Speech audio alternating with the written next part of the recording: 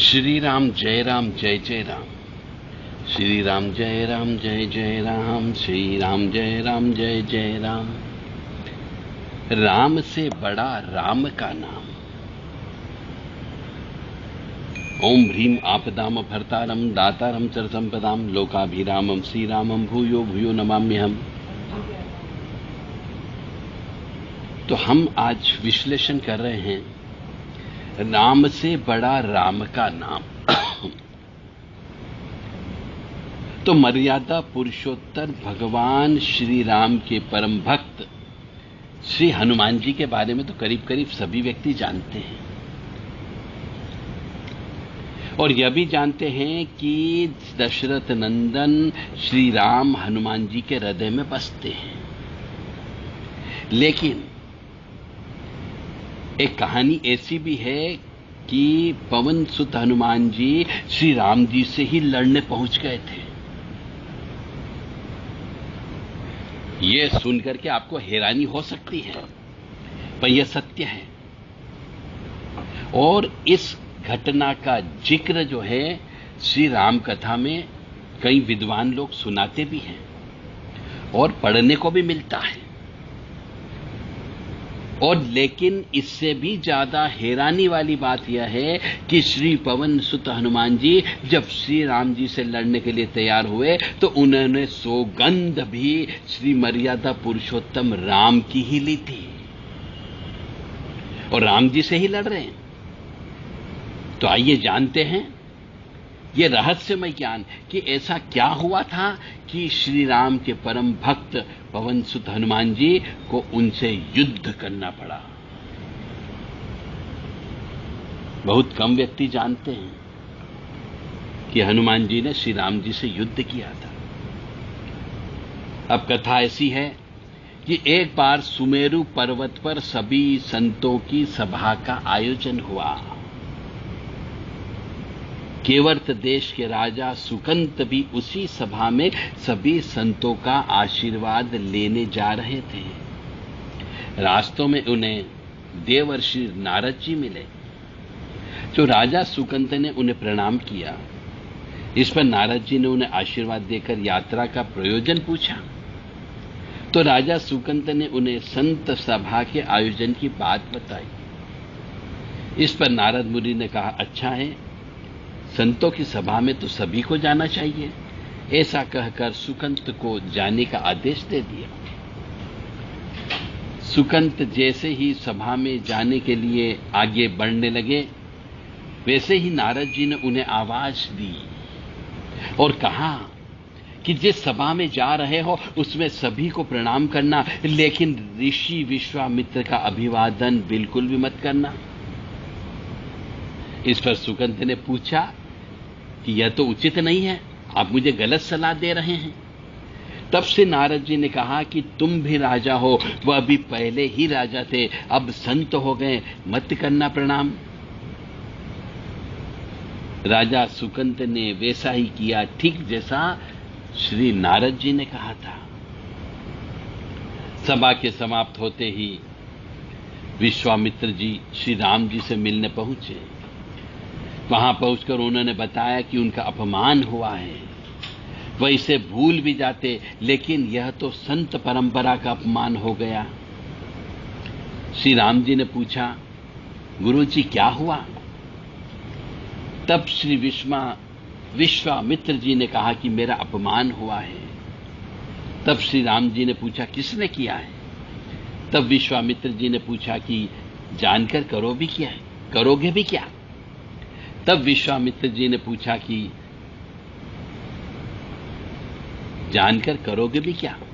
इस पर श्री राम जी ने कहा कि गुरु जी, आपके चरणों की सौगंध लेकर प्रतिज्ञा करता हूं कि जो सिर आपके चरणों में नहीं झुका उसे काट दिया जाएगा। कल सुबह मैं उसका वध करूंगा। श्री राम जी की सौगंध का जैसे ही राजा सुकंत को पता चला, वह नारद मुनि को ढूंढने लगे। बहुत देर तक वह परेशान रहे, लेकिन नारद मुनि उन्हें नहीं मिल रहे थे। वह चिंतित और व्याकुल होकर जब वह रोने लगे, तब नारद जी प्रकट हो गए। सुकंत ने हाथ जोड़कर उन्हें सारी बात कह सुनाई, साथ ही प्राण दान की विनती भी की। इस पर नारद जी ने उन्हें माता अंजनी की शरण में जाने की सलाह दे दी और यह भी कहा कि अगर उन्होंने तुम्हें बचाने का वचन दे दिया तो तुम जरूर बच जाओगे, लेकिन यह भी कहा कि वह किसी को यह नहीं बताएंगे कि नारद जी ने उन्हें यह सलाह दी है। राजा सुकंत के रोने की आवाज सुनकर माता अंजनी बाहर पहुंची। तब उन्होंने कहा कि माता मुझे बचा ले, अन्यथा विश्वामित्र जी मुझे मार डालेंगे। इस पर माता अंजनी ने सुकंत को उसके प्राण बचाने का वचन दे दिया। उन्होंने कहा कि तुम शरण में हो, तुम्हें कोई नहीं मार सकता। इसके बाद राजा सुकंत को विश्राम करने के लिए कह दिया। शाम हो गई। जब हनुमान जी माता अंजनी के पास पहुंचे तो उन्होंने सारी बात बताई, लेकिन सुकंत को बुलाने से पहले पवन सुत से सौगंध लेने को कहा। तब श्री हनुमान जी कहा कि वह श्री राम जी के चरणों की सौगंध लेते हैं कि सुकंत के प्राणों की रक्षा करेंगे। तब माता अंजनी ने राजा को बुलाया। हनुमान जी ने पूछा, कौन तुम्हें मारना चाहता है? तब सुकंत ने बताया कि श्री राम उन्हें मार डालेंगे। इतना सुनते ही माता अंजनी हैरान रह गई। उन्होंने कहा कि तुमने तो विश्वामित्र जी का नाम लिया था। तब राजा ने कहा कि नहीं, वह तो मरवा डालना चाहते हैं, लेकिन मारेंगे तो राम ही। हनुमान जी ने राजा सुकंत को उनकी राजधानी में छोड़ा और श्री राम जी के दरबार में पहुंच गए। वहां पहुंचकर उन्होंने श्री राम जी से पूछा कि वह कहां जा रहे हैं। तब मर्यादा पुरुषोत्तम श्री राम जी ने बताया कि वह राजा सुकंत का वध करने के लिए जा रहे हैं। तब श्री हनुमान जी ने कहा, प्रभु उसे मत मारिए। तब श्री राम जी ने कहा कि वह तो अपने गुरु की सौगंध ले चुके हैं, अब पीछे नहीं हट सकते। हनुमान जी ने कहा, प्रभु मैंने उसे प्राणों की रक्षा के लिए अपने इष्ट देव यानी आपकी सौगंध ली है। तब श्री राम जी कहते हैं कि ठीक है, तुम अपना वचन निभाओ, मैं तो उसे मारूंगा। हनुमान जी राजा सुकंत को लेकर पर्वत पर पहुंचे और श्री राम नाम का कीर्तन करने लगे। उधर राम जी राजा सुकंत को मारने के लिए उनकी राजधानी पहुंचे, लेकिन वहां नहीं मिले। तो वह उन्हें ढूंढते हुए पर्वत पर पहुंचे। वहां हनुमान राम मंत्र का जप कर रहे थे। राम जी को देखते ही सुकंत डर गए। उन्होंने कहा कि अब तो राम जी उसे मार ही डालेंगे। वह बार बार हनुमान जी पूछता कि बच जाएंगे हम। तब उन्होंने कहा कि राम मंत्र का जप करते रहो और निश्चिंत रहो, भगवान राम पर पूरा भरोसा विश्वास रखो, समर्पण कर दो नाम के अंदर। लेकिन वह काफी डरे हुए थे, तो हनुमान जी ने सुकंत को राम नाम मंत्र के घेरे में बिठा दिया। इसके बाद राम नाम जपने लगे। राम जी ने राजा सुकंत को देखकर जब बाण चलाना शुरू किया तो वह राम नाम के मंत्र के आगे विफल हो जाते। राम जी हताश हो गए कि क्या करें। यह दृश्य देखकर लक्ष्मण जी को लगा कि श्री हनुमान जी भगवान राम को परेशान कर रहे हैं, तो उन्होंने स्वयं ही हनुमान जी पर बाण चला दिया। लेकिन यह क्या, उस बाण से पवन सुत के बजाय श्री राम मूर्छित हो गए। यह देखते ही लक्ष्मण जी दौड़ पड़े और देखते हैं कि बाण तो हनुमान जी पर चलाया था, लेकिन मूर्छित राम जी कैसे हो गए। तब उन्होंने देखा कि पवन सुत के हृदय में तो श्री राम बसते हैं। और जैसे ही श्री राम जी होश में आए, वह हनुमान जी की ओर दौड़े। उन्होंने देखा कि उनकी छाती से रक्त बह रहा है।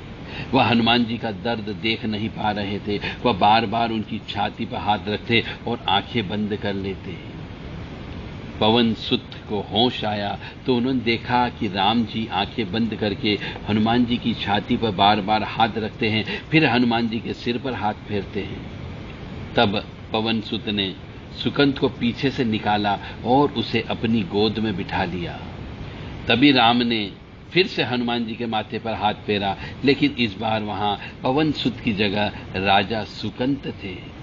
राम जी मुस्कुराए और हनुमान जी बोल उठे कि नाथ, अब तो आपके इनके सिर पर हाथ रख ही दिया है, अब तो सब कुछ आपके हाथ में है, इसकी मृत्यु भी और जीवन भी।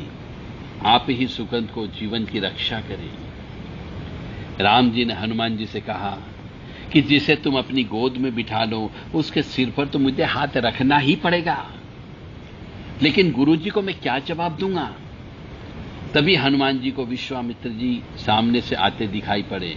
उन्होंने राजा सुकंत से कहा कि जाओ, तब प्रणाम नहीं किया तो क्या हुआ, अब कर लो। राजा ने दौड़कर विश्वामित्र जी का अभिवादन किया। वह भी प्रसन्न हो गए और बोले, राम इसे क्षमा कर दो।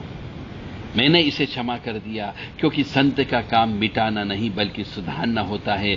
यह भी सुधर गया। उन्होंने सुकंत से पूछा कि संत का सम्मान न करने की सलाह तुम्हें किस कुसंग में मिली। राजा सुकंत विश्वामित्र जी से कुछ कहते कि इसके पहले नारद मुनि प्रकट हो गए। उन्होंने सारी घटना कह सुनाई। तब विश्वामित्र जी ने पूछा कि नारद, तुमने ऐसी सलाह क्यों दी।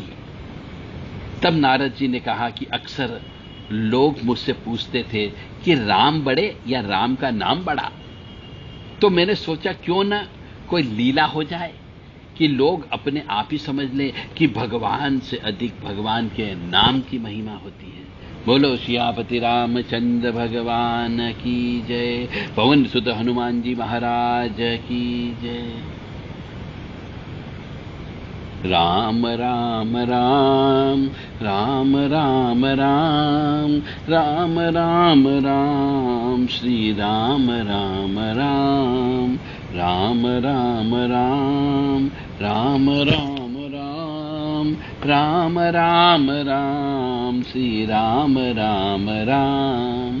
पाप कटे दुख मीटे लेत राम नाम, पाप कटे दुख मीटे लेत राम नाम।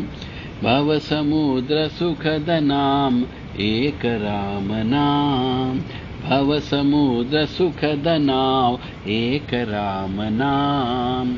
राम राम राम राम राम राम राम राम राम श्री राम राम राम। यह है श्री राम के नाम की महिमा। इसलिए हमारे यहाँ पे बड़े बुजुर्ग पुराने जमाने में हमारे दादा, परदादा, परम दादा जिससे भी मिलते थे वो राम राम कहते थे। 2 बार राम राम कहने का मतलब हो गया आपको आपके कई पापों का नाश हो गया। इसलिए राम राम शब्द कहते रहो, श्री राम जय राम कहते रहो और अपने कार्यों में मस्त रहो। जय माता दी, जय सिया राम, जय मां कामाख्या।